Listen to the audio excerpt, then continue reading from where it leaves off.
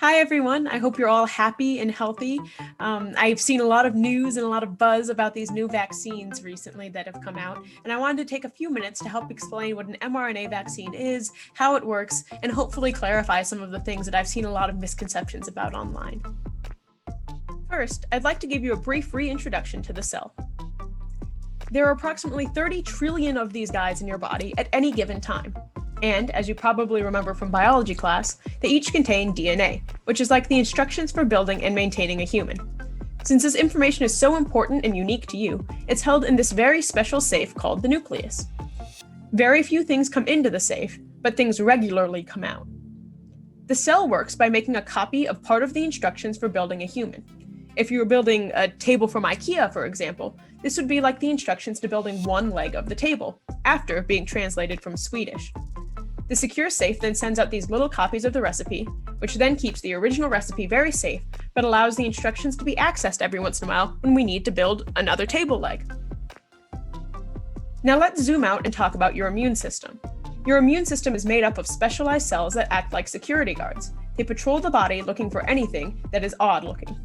When they find something odd, they send out a big response full of all types of cells to come and take care of the problem. The more they see odd-looking things, the better they can recognize these things in the future.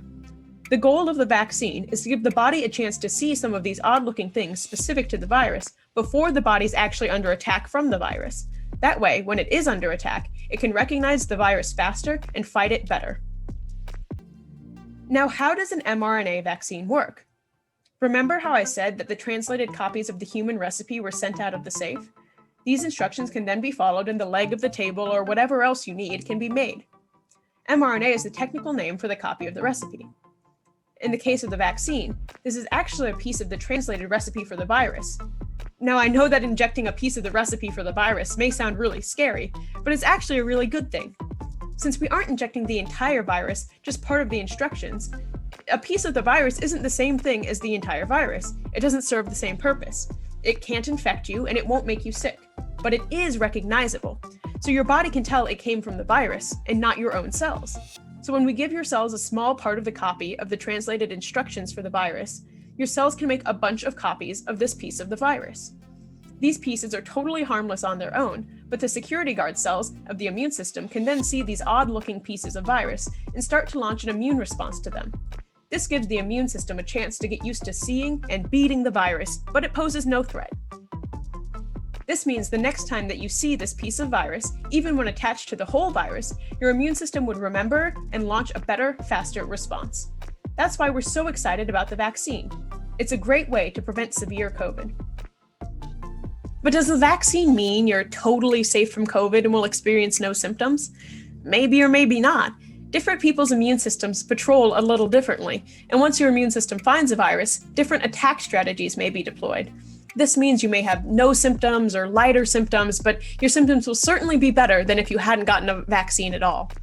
Another reason to keep wearing masks and social distancing even after the vaccine is because some people don't have good immune systems. Older people, younger people, people with underlying conditions or in treatment for cancer or other diseases all have weaker immune systems.